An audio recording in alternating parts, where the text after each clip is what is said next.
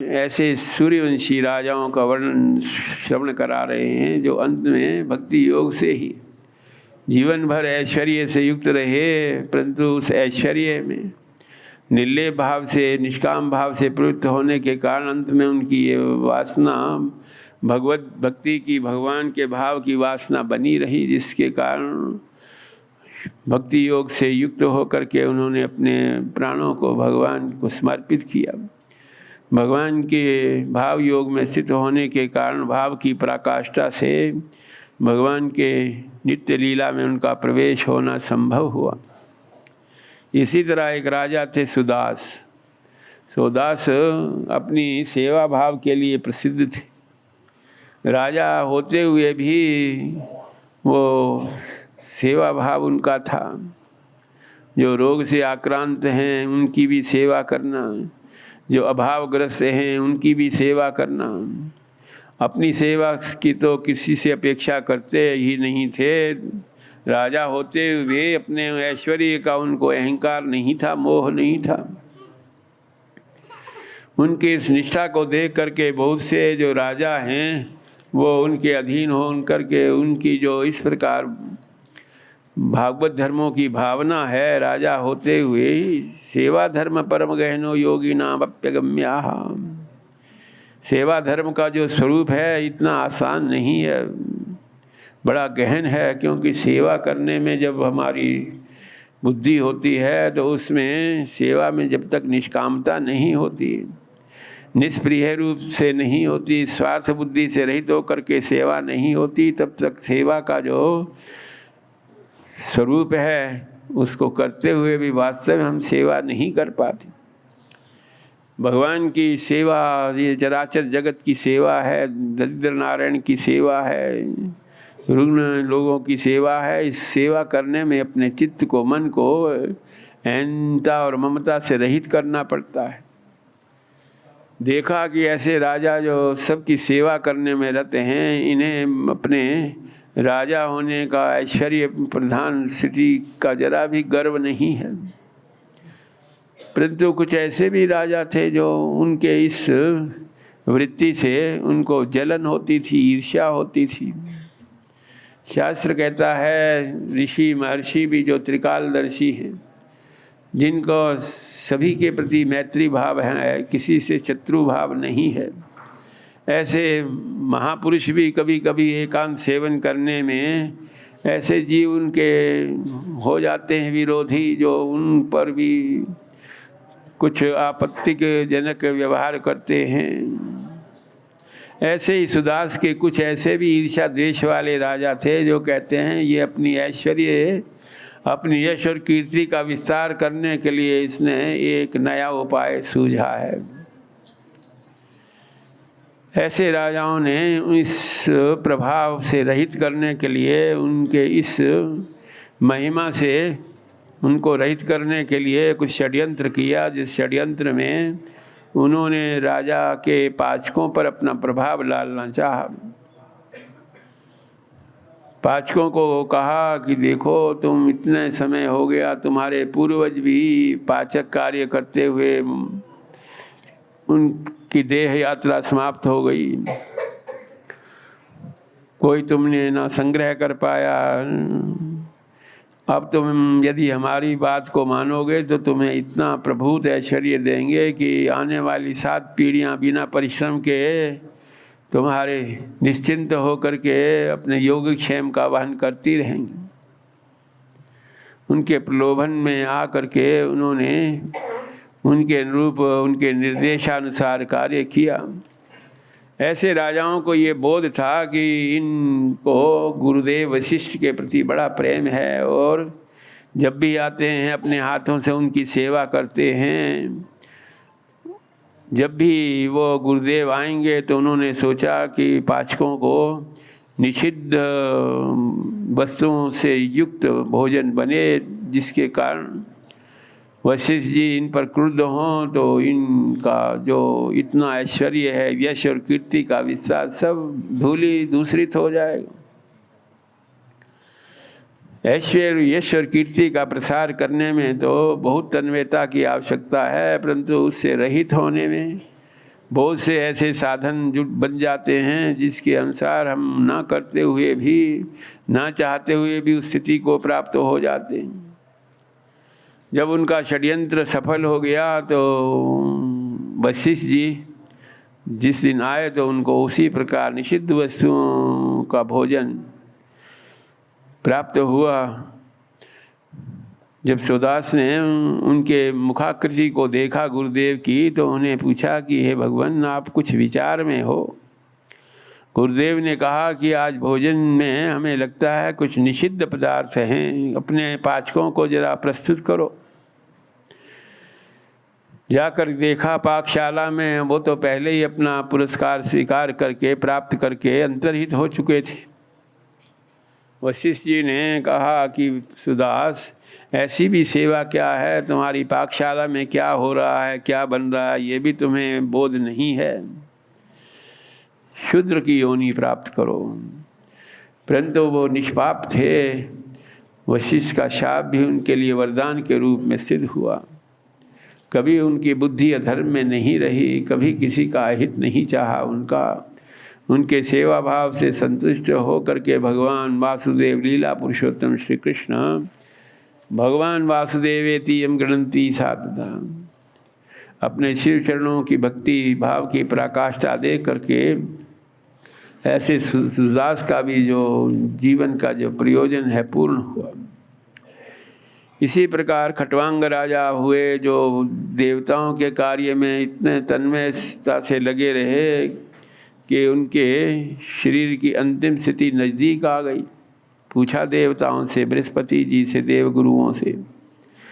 उन्होंने कहा कि खट्वांग, तुम्हारी जीवन के तो अब 2 मुहूर्त शेष हैं।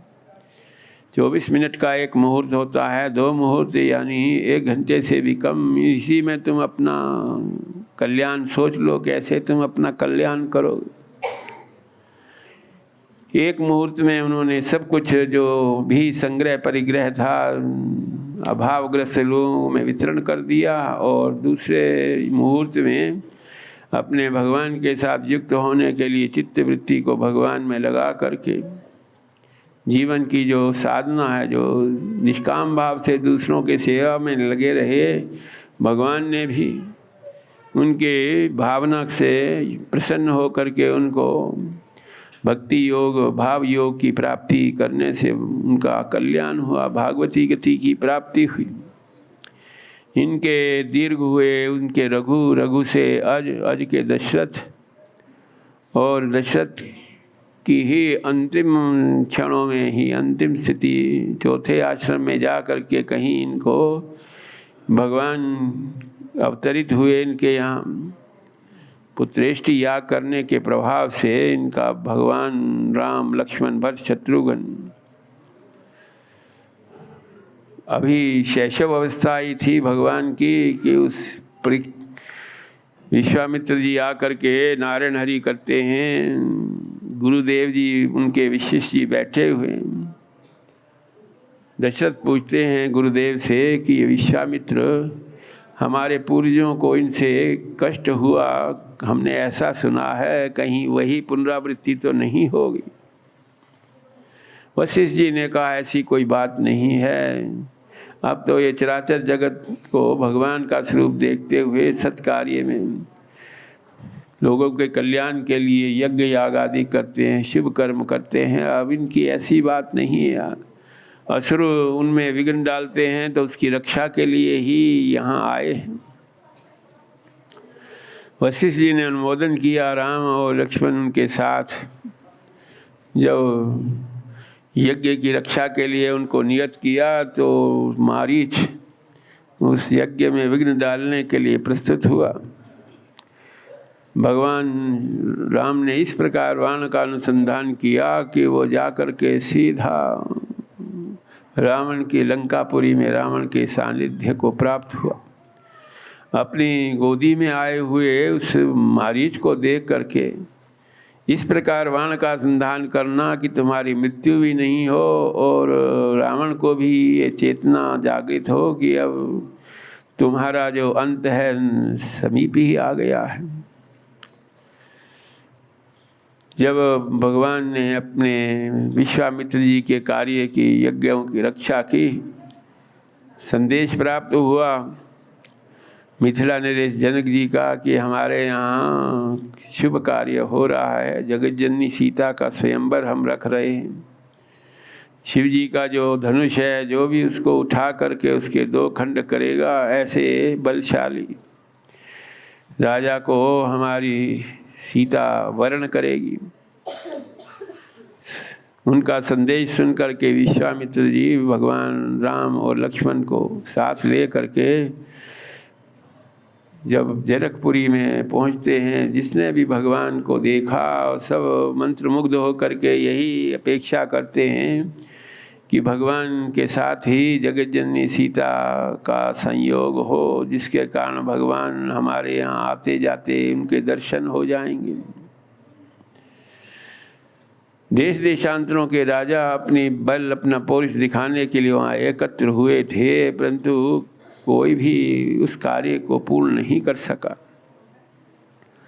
उठाने में ही उनको जो सामर्थ्य नहीं हुई, फिर उसके 2 खंड करने की तो बात ही नहीं थी।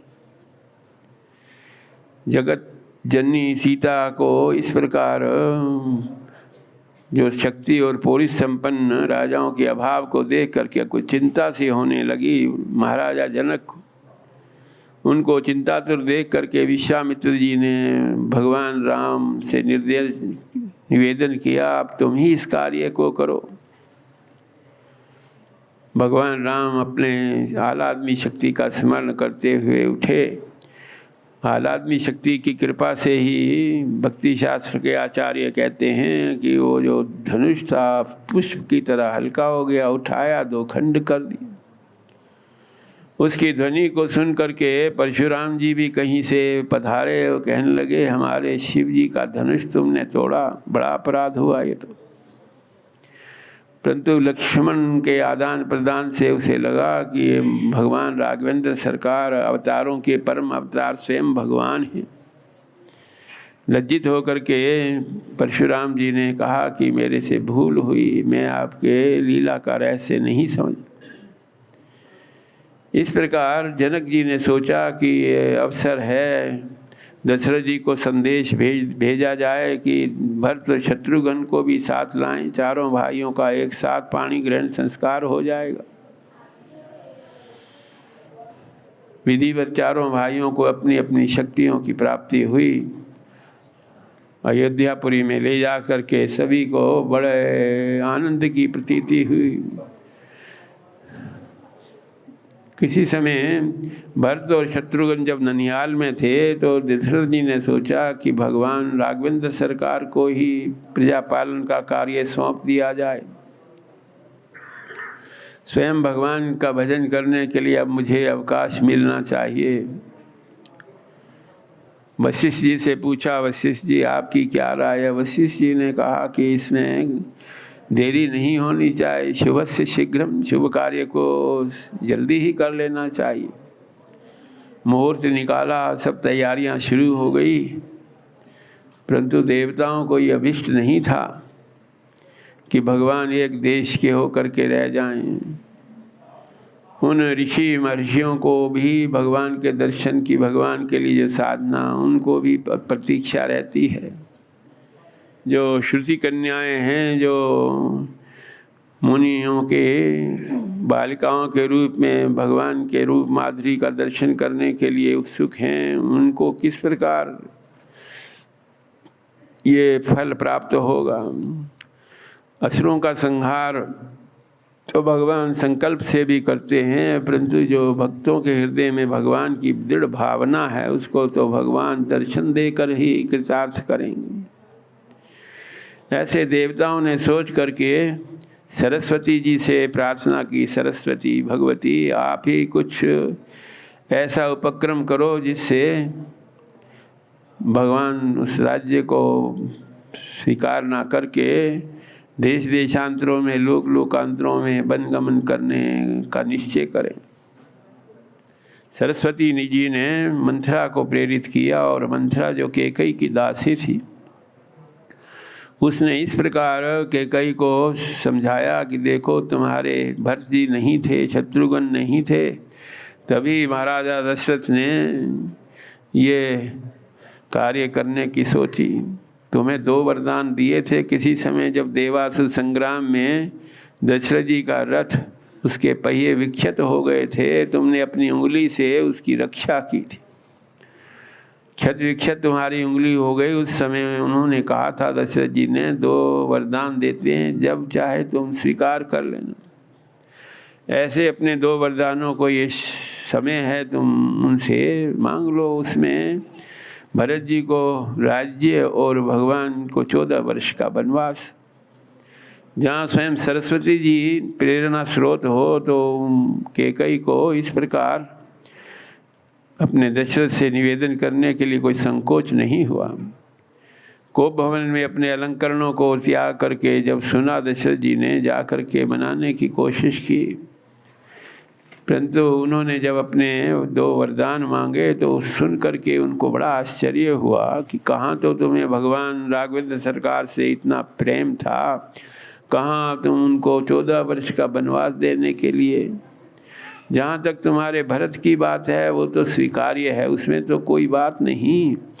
भगवान राम और भरत में इतना स्नेह है कि एक दूसरे को उत्कर्ष देखते हुए किसी को मनोमालिन्य नहीं होगा। परंतु भगवान राम ने तुम्हारा ऐसा कौन सा अपराध किया जो इस प्रकार उनके लिए कठोर 14 वर्ष के वनवास की बात कह रही। सुबह हो गई तो भगवान राम अपने पिताश्री को प्रणाम करने आए। कैकेयी से पूछने पर ज्ञात हुआ कि हमारे वरदान की बात सुन करके ही इनकी स्थिति की प्राप्ति हुई है। ऐसा सोच करके भगवान राम ने प्रणाम करके अपनी माता कौशल्या से अनुमोदन प्राप्त किया। जब निश्चय हुआ तो सुमित्रा ने अपने लक्ष्मण जी को भी भगवान के साथ भेजने की। जगत जननी सीता ने भी कहा कि जहाँ आप हैं वहीं अयोध्या है, इसलिए हमें भी आपने साथ रखें। सुमंत्र को बुला करके दशरथ जी ने कहा कि कुछ समय के लिए वन विहार करते हुए इनको ले आना वापिस। जब वन में नाना प्रकार के हिंसक जीवों को देखेगी सीता, भगवान देख करके शायद लौट आएंगे, इसलिए तुम भगवान को ले करके कुछ समय के लिए वन विहार करके वापस ले आना, नहीं तो उनकी स्मृति में, उनकी चिंता में मेरे प्राण ही निकल जाएंगे। सुमंत्र ने देखा तमसा नदी के तीर पर रात्रि में कब भगवान वहाँ से अंतर्हित हो गए। निराश होकर के उसको वापस आना पड़ा। जब दशरथ जी ने पूछा तो उन्हें लगा कि भगवान तो सत्य प्रतिज्ञा हैं, जो आज्ञा उनको हुई 14 वर्ष के वनवास की, उसमें कोई परिवर्तन नहीं होगा। सोचते सोचते ही भगवान का स्मरण करते हुए वात्सल्य भाव का जब उत्कर्ष होता है तो वात्सल्य भाव में स्थिति दशरथ को प्राप्त हुई। वात्सल्य भाव में भी जीव भगवान के धाम की ही प्राप्ति करता है, सखा भाव में भी भगवान के धाम की। भावों से जो भगवान में हमारा ममत्व होता है उससे भागवती गति ही प्राप्ति होती है। वशिष्ठ जी ने भरत और शत्रुघ्न को बुला करके सोचा कि इनको प्रजा पालन का कार्य सौंपने के लिए इनको राज्याभिषिक्त करें, परंतु कहाँ मानने वाले थे भरत। उन्होंने निर्देश दिया प्रजा को कि कुछ प्रजावासी अयोध्यापुरी में वास करते हुए कुछ हमारे साथ चल सकते हैं, भगवान को मनाने के लिए हम प्रयास करेंगे। मातेश्वरियों को भी साथ में लिया, कुछ मंत्रीगणों को भी साथ में लिया। महाराजा जनक ने भी जब सुना कि भगवान को मनाने के लिए भरत जी दल बल के साथ जा रहे हैं, वो भी उस अधिवेशन में जा कर के सम्मिलित हुए। चित्रकूट में ये अधिवेशन हुआ। सब ऋषि मुनियों का तो यही भाव था कि भगवान हमारे हैं और हमारे लिए ही इन्होंने वनवास को स्वीकार किया है, इसलिए वो ऐसे धर्म संकट में देखते रहे कि क्या भगवान इसका मीमांसा करेंगे, निर्णय क्या निकलेगा। जब भगवान ने अपना यही निर्णय दिया कि हमारे चरण पादिकों को लेकर के उसके साक्षी भाव में तुम प्रजा पालन करते रहो, परंतु मेरा पुनरागमन तो 14 वर्ष के बाद ही होगा। उनके आज्ञा को स्वीकार करते भरत उन्हीं चरण पादुका को लेकर के नंदीवन में भगवान की तरह ही भोजन आदि का परित्याग करके उनकी तरह तपोमय जीवन व्यतीत करते हैं। चित्रकूट के बाद जब भगवान नासिक क्षेत्र में जाते हैं तो वहाँ रावण की भगिनी शूर्पणखा भगवान के रूप लावण्य से मुग्ध होकर के प्रार्थना करती है, भगवान अपनी सेवा में मुझे भी स्थान दें। भगवान ने उपेक्षा पूर्वक कहा कि इस समय लक्ष्मण जी एकाकी हैं, यदि वो तुम्हारे प्रस्ताव को स्वीकार करें तो उनसे निवेदन कर सकती हो। परंतु लक्ष्मण जी ने भी जब उपेक्षा पूर्वक व्यवहार किया तो सोचा शूर्पणखा ने जगतजननी सीता के कारण ही ये सब हमारे प्रस्ताव को ठुकराया जा रहा है, इसलिए अपना स्वाभाविक विकराल भयंकर रूप धारण करके जब जगत जननी सीता पर ही प्रहार करने लगी तो उसके नाक कान लक्ष्मण जी ने काट दिए। रक्त प्रवाहित हुआ और जा कर के रावण से कहने लगी, कहो तुम अपने को तीनों लोकों का ईश्वर मान रहे हो, एक साधारण तपस्वियों ने हमारी ये हालत की, तुम्हें लज्जित होना चाहिए। 14,000 सैनिकों के साथ खरदूषण को भेजा, परंतु वो भी भगवान के रूप लावण्य से मुग्ध होकर के कौन युद्ध करता। 14,000 सैनिकों के साथ उनके प्राणांत हुए। रावण ने मारीच को संग लिया और कहा कि मारीच तुम सोने के मृग बन जाओ और भगवान की कुटिया के आसपास जब तुम इस प्रकार आओगे जाओगे तो सीता का मन अवश्य प्रलुब्ध होगा। ऐसे अवसर पर जब भगवान राम तुम्हारा पीछा करने जाएंगे तो लक्ष्मण जी को भी संकेत करना कि वो तुम्हारा रक्षा करे। इस प्रकार एकाकी पा करके मैं अपना कार्य सिद्ध करूँ। भगवान राम ने योग माया अपने स्वरूप शक्ति को आदेश देकर जो पारमार्थिक स्वरूप था सीता जी का तो उसको तो अग्नि में सन्निधान किया और उनका जो प्रातिभाषिक रूप था उसी को प्रकट कर जब देखा जगत जननी सीता ने अपने उस प्रातिभाषिक रूप से तो आकर्षित होकर कहने लगी कि हे भगवान, ऐसे स्वर्ण मृग को आप जैसे भी हो सके लाने का प्रयास करें, जिसके कारण मैं जब अयोध्यापुरी में वापस जाऊंगी तो हम ये बात कहेंगे सबको कि हम ऐसे वनों में रहते थे जहाँ के मृग भी स्वर्ण के हुआ करते। शास्त्र कहता है असंभव हेम मृग से जन्म, मृग और वो भी स्वर्ण का, उसका जन्म होना संभव ही नहीं है। परंतु जब भगवान प्राकृत लीला करते हैं तो प्राकृत लीला में उसके प्रति लुब्ध होकर के जगत जननी सीता का प्रस्ताव स्वीकार करके उसके पीछे पीछे जाते हैं। बहुत दूर जब चला गया तो उसने भगवान की वाणी में लक्ष्मण को पुकारते हुए कहा, मैं संकट में हूँ, मेरी रक्षा करो। जगत जननी सीता ने लक्ष्मण जी को भेजा, लक्ष्मण रेखा खींच करके वो गए। इसी बीच में रावण आकर के लक्ष्मण रेखा के बाहर आकर के भिक्षा दो, जब इस प्रकार प्रार्थना की, जैसे ही लक्ष्मण रेखा के बाहर जाकर भिक्षा देने लगी, अपने रथ में आरूढ़ करके आकाश मार्ग से लंकापुरी की ओर उसने प्रस्थान किया। जब मार्ग में सुग्रीव हनुमान आदि बानरों ने देखा तो उन्हें बड़ा आश्चर्य हुआ। उनको कुछ अपने अलंकरण गिरा करके जब भगवान हमें ढूंढेंगे तो इन बानरों के साथ उनकी मैत्री होगी और किस दिशा में ये राक्षस ले जा रहा है ये बोध हो जाएगा। भगवान के भक्त जटायु थे, जटायु ने भी प्रयास किया रावण को पराजित करने पर, परंतु अवस्था उसकी अधिक हो गई थी। अपनी अवस्था के अनुसार और मृत्यु को प्राप्त हुआ। भगवान की सेवा में ही उसकी मृत्यु हो। लौटने पर भगवान के हनुमान जी से सुग्रीव से मैत्री हुई। बाली का निग्रहण किया भगवान ने।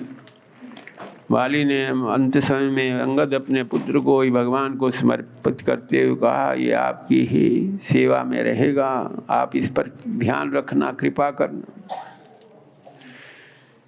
हनुमान जी को इस कार्य के लिए नियुक्त किया। एक मुद्रिका दे करके हनुमान जी लंका में रावण के अंतापुर में देखते हैं। वहाँ जब जगज्जननी सीता का बोध नहीं हुआ, विभीषण के कुटिया में जा कर के पूछते हैं। विभीषण ने ही कहा कि अक्षय वाटिका में ही शिंशेपा वृक्ष के नीचे भगवान के चिंता में मग्न हो करके विद्यमान है जगज्जननी सीता।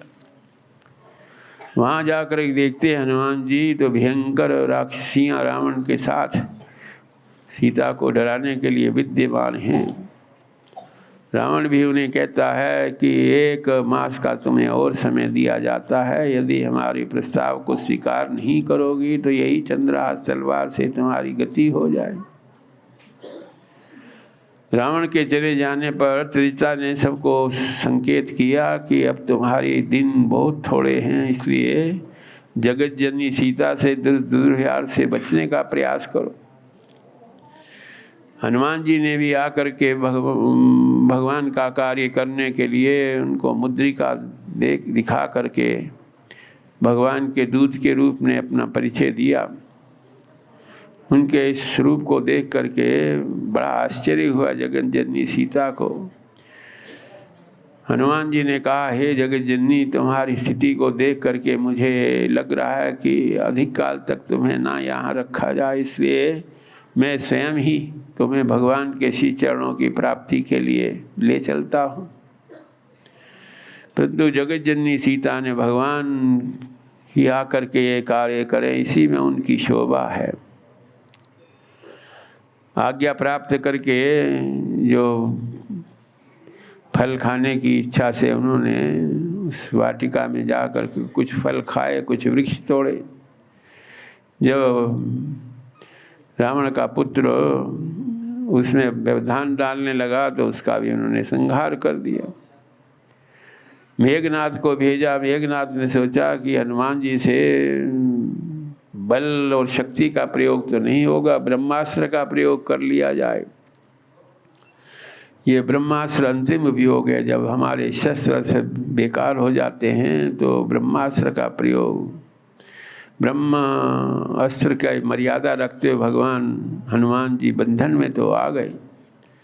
तो वहाँ जाकर जब व्यवस्था हुई तो उसमें आदेश हुआ रावण का कि इनकी पूंछ में आग लगा करके इनको अपने कर्मों के प्रति अवबोध होगा। रामचंद्र जी के पास जा कर के अपनी गाथा सुनाएगा।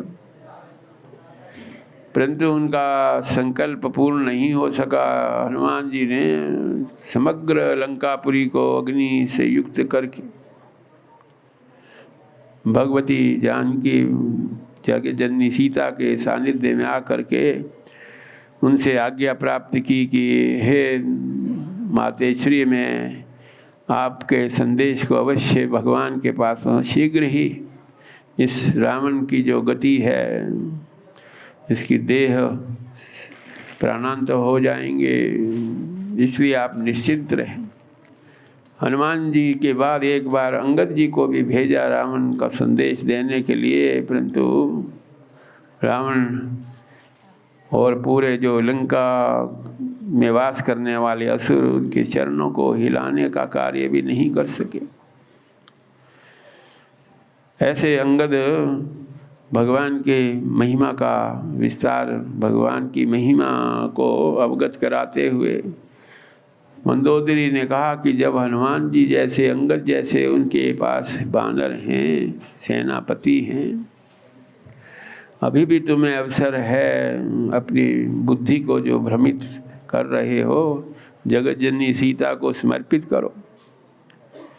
परंतु रावण अपने दुराग्रह से युक्त होकर के युद्ध की घोषणा होती है। युद्ध में मेघनाथ भी, कुंभकर्ण भी और रावण को भी। ये कुंभकर्ण और रावण वही भगवान के जय और विजय पार्षद थे, जिनको भगवान के परम महाभागवत सनत कुमार के शाप से गति प्राप्त। इस प्रकार ये दूसरा जन्म था श्री शक्ति के रूप में, इनका जय विजय से पृथक हो करके।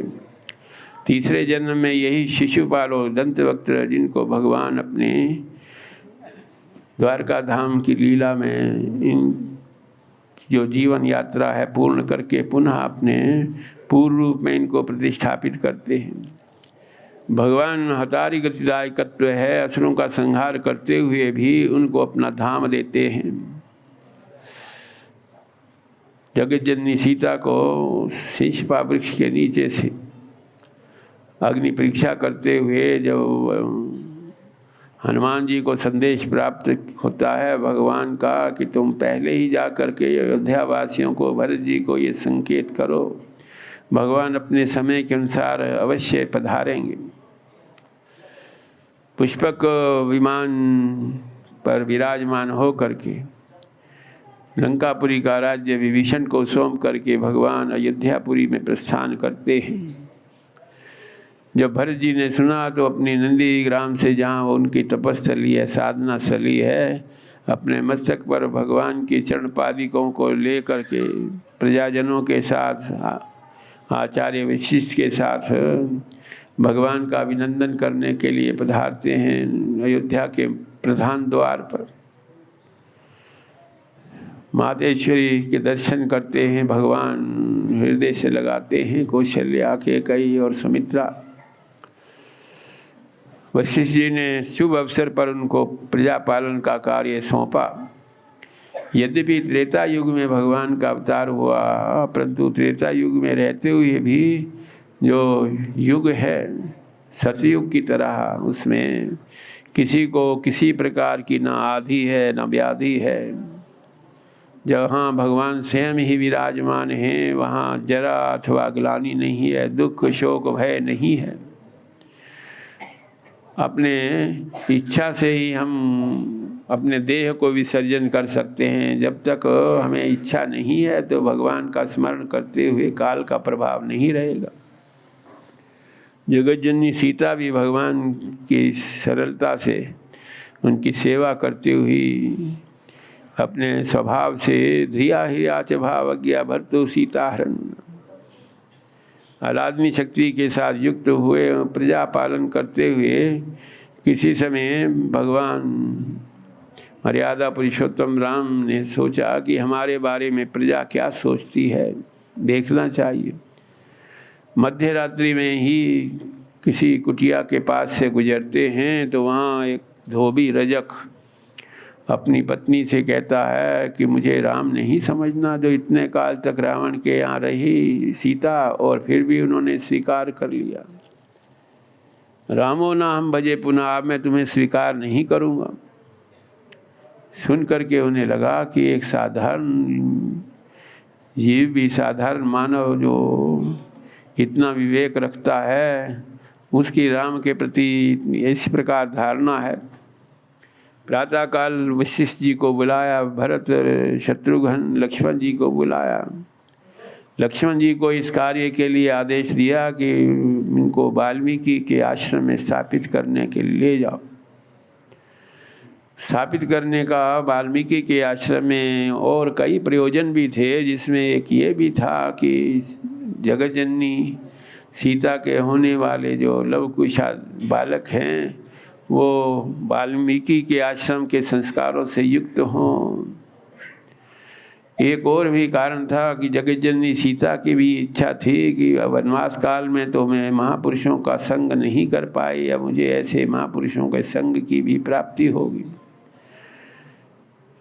दशरथ जी असमय में पुत्र चिंता के कारण अपने देह को विसर्जन किया था, इसलिए भगवान अपने स्वरूप शक्ति को वाल्मीकि के आश्रम में स्थापित करके प्रजा पालन की चिंता करते हैं। इसलिए भी सीता जी को वाल्मीकि के आश्रम में भेजा।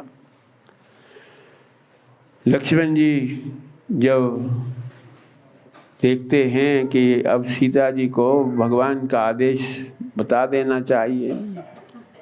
जब उन्होंने भगवान का ये आदेश सुनाया तो जगतजननी सीता ने कहा कि इतनी प्रजा की चिंता है भगवान को, अब हमें प्रजा का एक अंग समझकर ही कभी कभी हमें दर्शन दे दिया करें। भगवान ने जगतजननी सीता के इस स्वर्ण की प्रतिकृति रख करके जो अश्वमेध यज्ञ पूरा करना चाहा, तो भरत लक्ष्मण शत्रुघ्न अश्व को लेकर के जो वाल्मीकि के आश्रम से गुजरे, तो लव और कुश ने उस अश्व को बांध लिया। तीनों भाइयों ने युद्ध करके लव और कुश पराजित हुए, परास्त हुए। सोचा जगतजननी सीता ने अब ये जा कर के भगवान राघवेंद्र सरकार को भेजेंगे। लव कोश को अभी तक गुरुदेव वाल्मीकि जी ने सारी रामायण की कथा सुनाए, परंतु जगतजननी के बारे में अभी भी वो वन देवी के रूप में उनको संबोधित करते थे। इसलिए जगतजननी सीता ने अपने भगवान राघवेंद्र अपने ही बालकों से युद्ध करें, इससे पहले ही मैं अपने आधार शक्ति से प्रार्थना करके भगवान में किस रूप में स्थित हो जाऊं। सुखदेव जी महाराज मर्यादा पुरुषोत्तम राम के चरित्र को श्रीमद् भागवत में 2 अध्यायों में ही पूर्ण करते हैं। भगवान अपने अयोध्या वासियों को जब योग माया के प्रभाव से, स्वरूप शक्ति के प्रभाव से अपने साकेत धाम में लेने की इच्छा करते हैं, भगवान अपने स्वरूप शक्ति के साथ उन भक्तों के साथ जो अयोध्यापुरी में भगवान के साथ कुछ ऐसे भी भक्त थे जो भगवान के रूप लावण्य से मुग्ध हो करके भगवान की सेवा, भगवान के साकेत धाम की अपेक्षा करते थे, परंतु उनको भगवान ने लीला पुरुषोत्तम भगवान के अवतार होने से तुम्हारी इच्छा पूर्ण होगी, तब तक तुम उनके लिए साधना करो। सुखदेव जी महाराज कहते हैं, निमि इक्ष्वाकु तनयो वशिष्ठ मन्यु तीर्थवत। इक्ष्वाकु वंश में एक निमि भी हुए। वशिष्ठ जी को प्रार्थना की, वशिष्ठ जी देह की कोई स्थिति नहीं है, कब पंचत्व को प्राप्त हो जाए। हम सोचते हैं कि हमारे द्वारा ऐसे शुभ कार्य हो जाएंगे कि जिससे हमारी सब प्रजा भागवत धर्मों का अनुष्ठान करने में लगी रहे। वशिष्ठ जी ने कहा ठीक है, बहुत अच्छी बात है, परंतु मुझे तो अभी बीच में ही संदेश मिला है देवताओं का कि उनका कुछ कार्य विरुद्ध है, उसके लिए मैं जानना चाहता हूँ। मेरे आने पर तुम अपना कार्य, शुभ कार्य शुरू करना। निमि ने कहा कि आप यथा शीघ्र देव कार्य संपादन करके आएँ, क्योंकि जो 9 योगीश्वर हैं ऋषभ देव जी के, उनको मैंने इसके लिए विशेष रूप से आमंत्रित किया है। उनके द्वारा जो भागवत धर्मों का स्वरूप है, रहस्य है, सभी प्रजा को, आने वाले भक्तजनों को सुनने को मिलेगा। जब देखा निमि ने कि वशिष्ठ जी को आने से विलंब हुआ, तो उन्होंने अपने कार्य को यथा समय प्रारंभ किया। 9 योगीश्वरों के भागवत धर्मों के उपदेश के अनुसार जो नाम की साधना कहीं हो रही है, कहीं भगवान के गुण संकीर्तन की साधना हो रही है, कहीं भगवान के प्रीति अर्थ यज्ञ याग आदि हो रहे हैं, कहीं वैदिक मंत्रों का उच्चारण हो रहा है। इस सब अनुष्ठान को सफलतापूर्वक होते देख करके जब वशिष्ठ जी आए, उन्होंने कहा तो उन्होंने प्रतीक्षा करना उचित नहीं समझा, तुम्हारी इसी समय देह निवृत्त हो जाए। देवताओं ने, महापुरुषों ने, जिनकी सानिध्य में ये शुभ कार्य हो रहा था, उन्होंने कहा वशिष्ठ जी की जो बात है उसको भी पूरा करते हैं, और तुम्हारी जो स्थिति है, जितने भी चेतनवान जीव हैं, पशु हों, पक्षी हों, मनुष्य हों, देवता हों, असुर हों, सभी के नेत्रों में निमि के रूप में, पलकों के रूप में तुम्हारी प्रतिष्ठा बनी रहेगी। इस प्रकार उनका यज्ञ पूर्ण हुआ। यज्ञ में जो संदेश प्रेरणा प्राप्त हो करके सब गए, तो उनको लगा कि 9 योगीश्वरों से जो हमें भागवत धर्मों का स्वरूप प्राप्त हुआ, उससे हम सभी प्रकार के भेद बुद्धि से रहित हो करके भगवान के भाव योग में स्थिर रहें। इसी प्रकार जो मिथिला के राजा थे, द्वंद्वों से रहित होकर के भगवत भक्ति परायण होते थे। योगेश्वर प्रसादेन द्वंद्वमुक्ता गृहेश्वपि, अपने वासस्थान गृह में रहते हुए भी, राज्य का संचालन करते हुए भी उनकी भगवत भाव में प्रवृत्ति हुई। चंद्रवंशी राजाओं के बारे में सुखदेव जी सुनाते हैं। चंद्रवंशी राजाओं का जो प्रधान हैं वो चंद्रमा ही हैं। इन चंद्रमा से बुध हुए, बुध से पुरुरुवा हुए। पुरुरुवा जो वेद शास्त्र के रहस्य को जानने वाले थे। वेद शास्त्र का जो अर्थ है वो बिरले ही उसका रहस्य जान पाते हैं। ऐसे देवलोक में आते हुए उनके समक्ष जो वेदों का रहस्य उपदेश करते हुए विलक्षण शक्ति का संचार, विलक्षण स्वरूप का संचार, उसको देख करके देवलोक की जो शोभा थी उर्वशी, भगवान नारायण के अंग से होने वाली, नारायण के संकल्प से होने वाली उर्वशी का चित्त समर्पित हुआ पुरुरुवा के प्रति। पुरुरुवा ने उसके प्रस्ताव को स्वीकार करते हुए हमारे इस शुभ कार्य में, वेद शास्त्रों का रहस्य जानने में, उसका अनुष्ठान करने में ये सहयोगी होगा इसका, ऐसा सोच करके उन्होंने स्वीकार किया। नारायण के अंश में होने के कारण उर्वशी भी प्रत्येक जीवों के हृदय में स्थित होने के कारण ही उसका नाम उर्वशी हुआ। यदि हमारा अंतःकरण भगवान के अधीन रहता है तो समझो कि उर्वशी तत्व जो नारायण के अंग से होने वाली है, उसका प्रभाव कुछ हमें प्राप्त हुआ। कुछ काल के बाद इंद्र ने सोचा कि उसके बिना तो हमारे देवलोक की शोभा ही चली गई। आपस में उनमें वैमनस्य डालने के लिए कुछ उपक्रम किया, परंतु ये बहुत काल तक स्थिर नहीं रह सका। पुरुरुवा ने अपने शक्ति के प्रयोग से, जिस प्रकार इंद्र को अपने ऐश्वर्य का गर्व था, इंद्र को अपने लोक का गर्व था, उसी तरह उन्होंने अपने शक्ति से अपने लिए एक विलक्षण लोक जिसका नाम उर्वशी लोक ही रखा गया। उस लोक का ऐश्वर्य देख करके उत्तरोत्तर जब भी शुभ कार्य, वैदिक धर्मों का अनुष्ठान होता, वैदिक याग आदि का अनुष्ठान होता, तो सब वेद रहस्य जानने वाले पुरुरुवा को स्मरण कर लेते। अपने हृदय में भगवान के साथ अनुराग होने के लिए उर्वशी का भी ध्यान होने लगा। इस प्रकार उनकी जो संसार में लोक में प्रतिष्ठा हुई, ये देख करके इंद्र को भी वैमनस्य होने लगा। परंतु पुरुरुवा उर्वशी अपने इस कार्य को लोक हित के लिए, इसमें कोई उनका स्वार्थ नहीं था। इंद्र आदि देवता तो स्वार्थवश कभी कभी ऐसे भूल कर लेते हैं, अपराध कर लेते हैं, परंतु उर्वशी और पुरुरुवा को जब अपने ऐश्वर्य के प्रति, अपने यश के विस्तार के प्रति जब उपरामता होती है, वो स्वयं ही इससे उपराम होकर के नंदनंदन भगवान श्री कृष्ण में अनुराग करने के लिए अपने जीवन का जो व्रत है, धारणा है, उसमें से युक्त होते। सुखदेव जी महाराज कहते हैं, ऐसे ही चंद्रवंशी राजाओं में जो सहस्रार्जुन थे वो भी हैं। महादेव जी की कृपा प्राप्त से उनको 10,000 बाहून लेवे, 1000 भुजाओं की प्राप्ति हुई उनको।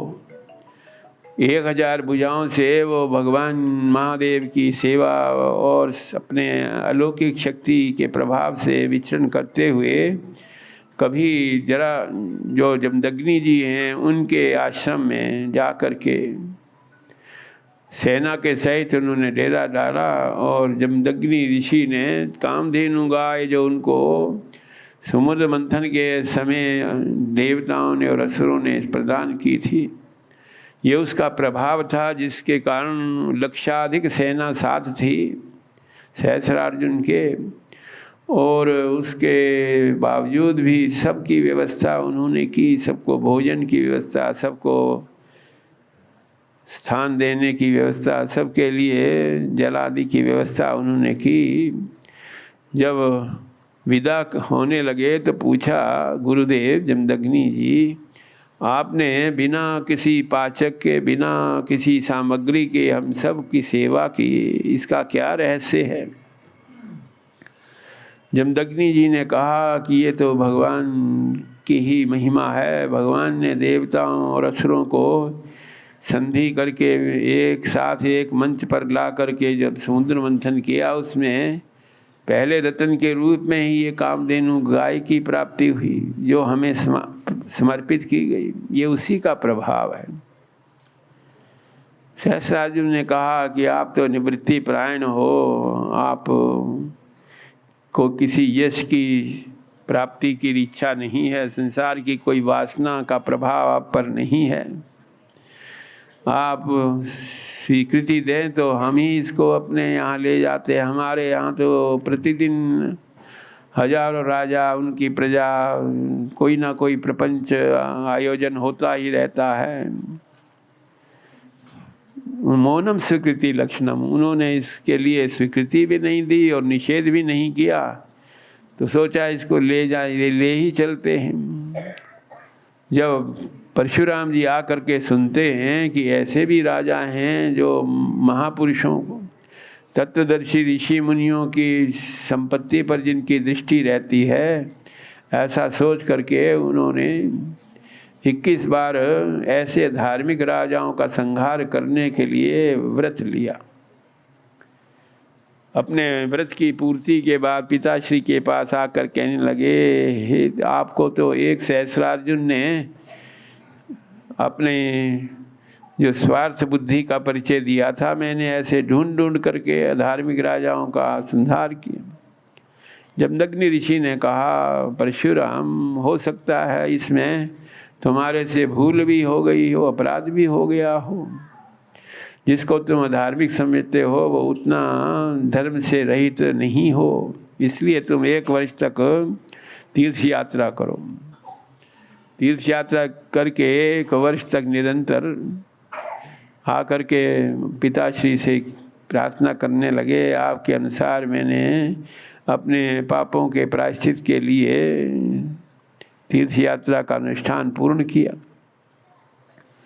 विराजमान थे। किसी समय परशुराम अपने पिता के समक्ष रेणुका को पूजा के पदार्थ लाने में, जल, समिधा, पत्र, पुष्प लाने में विलंब हुआ तो परशुराम जी से निवेदन करने लगे, देखो इसको हमारा जो कार्य है वो प्रधान नहीं लगा। वहाँ सरोवर में गंधर्व राजों की क्रीड़ा देखने में इसने इतना समय व्यतीत किया, इसलिए जो अपराध किया इसने उसका इसी समय नाश कर दो, प्राणांत कर दो। आज्ञा गुरुजनाम अविचारणीय, गुरुजनों की आज्ञा में हम विचार यदि करते हैं कि आज्ञा ठीक है गलत है, तो वास्तव में फिर वो गुरुजनों से हमारा स्नेह नहीं रहता, श्रद्धा नहीं रहती। परशुराम जी अवतारी पुरुष होते हुए भी उन्होंने बिना किसी संशय के अपने परसे से उनकी हत्या कर दी।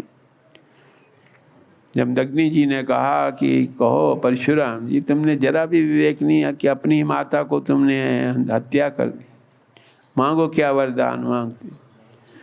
परशुराम जी ने कहा कि हमारी मातेश्री पुनः जीवित हो जाएं। परशुराम जी के संकल्प को पूर्ण करने के लिए रेणुका पुनः जीवित हो गई। उसको ये बोध ही नहीं हुआ कि हमारी जो चेतन शक्ति है लुप्त हो गई थी। कभी कभी ऐसे भी राजा होते हैं जो ऐसे ऋषि जो सदा सर्वदा उनकी स्थिति बनी रहती है, प्रलय में भी उनका नाश नहीं होता। अपने लौकिक स्वार्थ के कारण वो सोचते हैं इन का नाश करने का व्रत लें। ऐसे ही कुछ राजा जो उन 21 बार संहार करने से परशुराम जी से वैमनस्य रखते थे। उन्होंने आकर सोचा जब दग्नि जी कोई प्राणांत हो जाए, परंतु ऐसा संभव नहीं होता, क्योंकि जो ऋषि तत्व है वो ज्ञान विज्ञान से युक्त होने के कारण, चित्त शक्ति की उपासना करने के कारण उनमें कालाग्नि का प्रभाव नहीं होता। कालाग्नि उन्हीं के लिए है जो स्वार्थ बुद्धि से संसार में लगे रहते हैं। जिनका स्वार्थ केवल परमेश्वर में है, भगवान में है, उन पर कालाग्नि का प्रभाव नहीं होगा। इनके ऋषि मंडल में नित्य प्रतिष्ठा रहती है।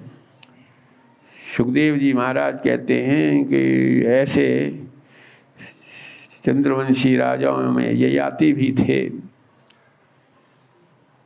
ययाति नहुष के पुत्र होने के कारण जब नहुष जी को ऋषियों के शाप से उनकी दैहिक लीला पूर्ण हुई तो ययाति को ही प्रजापालन का कार्य दिया। राजा परीक्षित पूछते हैं कि भगवान, हमने सुना है कि यही ययाति थे जिनको शुक्राचार्य की कन्या देवयानी प्राप्त हुई। इस प्रकार ये संभव कैसे हुआ? कहाँ संजीवनी विद्या के आचार्य शुक्राचार्य और कहाँ ये ययाति नहुष के पुत्र? सुखदेव जी महाराज कहते हैं कि इसका रहस्य है, किसी समय अपनी सखी शर्मिष्ठा के साथ देवयानी अपने पिताश्री से आज्ञा ले करके वन विहार करने के लिए अपनी शर्मिष्ठा के साथ प्रस्थान करती है। वन में विहार करते हुए, किसी सरोवर में स्नान करते हुए जब उन्होंने देखा किसी पुरुष के आने की ध्वनि को, तो जल्दीबाजी में एक दूसरे के कपड़े धारण करने में विवेक नहीं रहा उनको। जब देवयानी ने शर्मिष्ठा के जो अलंकरण धारण किए तो देवयानी को कहने लगी शर्मिष्ठा कि तुम हमारे दिए हुए टुकड़ों पर पलती हो और तुम्हें अब ये भाव होने लगा है कि हम भी जो राजकन्या शर्मिष्ठा है उसी के तरह अलंकरण को धारण करें। अपने इस प्रकार तिरस्कार करते हुए शर्मिष्ठा ने देवयानी को उस समीपस्थ जो कूप था उसमें धकेल दिया। उधर से ययाति ने देखा कि कोई शक्ति स्वरूपा देवयानी इस कूप में रक्षा के लिए प्रार्थना कर रही है। अपना उत्तरीय वस्त्र डाल करके कूप में उनको निकाला तो देवयानी ने निवेदन किया कि हे ययाति, आपने मेरी रक्षा की, इसलिए आप ही मेरे हृदयेश्वर हों। ययाति को बड़ा आश्चर्य हुआ। इस रहस्य को न समझने के कारण देवयानी ने कहा कि इससे पूर्व बृहस्पति जी के भेजे हुए कच्छ वो हमारे गुरुदेव के आश्रम में आए थे। गुरुदेव शुक्राचार्य जी ने उनका परिचय सुनकर कि मैं अनाथ बालक हूँ, आपकी संजीवनी विद्या के बारे में सुनकर के मैं आपकी शरणापन्न हूँ, आप मुझे संजीवनी विद्या धारण कराएं। दया करके संजीवनी विद्या में पारंगत बना दिया और शुक्राचार्य जब उनकी परीक्षा लेने लगे उस परीक्षा में पूर्ण रूप से सफल हो गए। उन्होंने देखा कि ये संजीवनी विद्या के उत्तराधिकारी होंगे मेरे। जब उनसे प्रस्ताव रखा तो गुरुदेव ने कच्छ ने जो बृहस्पति जी के भेजे हुए थे उन्हें अपने देवलोक के कल्याण के लिए ही संजीवनी विद्या सीखनी थी। इसलिए कच्छ ने कहा कि हे गुरुदेव, मैं आपकी बात, आपका प्रस्ताव स्वीकार करने में असमर्थ हूँ। गुरुदेव ने कहा तुम आए तो थे अनाथ बन करके, अब कौन सा तुम्हारा प्रपंच है, कौन से तुम्हारे कर्तव्य हैं, दायित्व हैं जिसके कारण तुम यहाँ से जाना चाहते हो? सत्य सत्य बताओ। उसने सत्य बताया कि मैं बृहस्पति का भेजा हुआ था और देवलोक के हित के लिए मैं आपके यहाँ संजीवनी विद्या सीखने आया था। शुक्राचार्य जी ने कहा कि तुमने असत्य भाषण करके विद्या सीखी है, इसलिए वो तुम विद्या भूल जाए। कच्छ ने भी कहा कि तुमने अपनी देवयानी के मोह में आकर के ही मुझे अपने आश्रम में अपने संजीवनी विद्या के उत्तराधिकारी के रूप में नियत करने की सोची है, इसलिए तुम्हारी देवयानी को भी उपयुक्त वर की प्राप्ति नहीं होगी। ये याति को कच्छ के प्रसंग को सुनाकर कहती है कि अब आपके सानिध्य में रह करके ही इसकी स्वीकृति हम अपने गुरुदेव पिताश्री से प्राप्त कर लेंगे।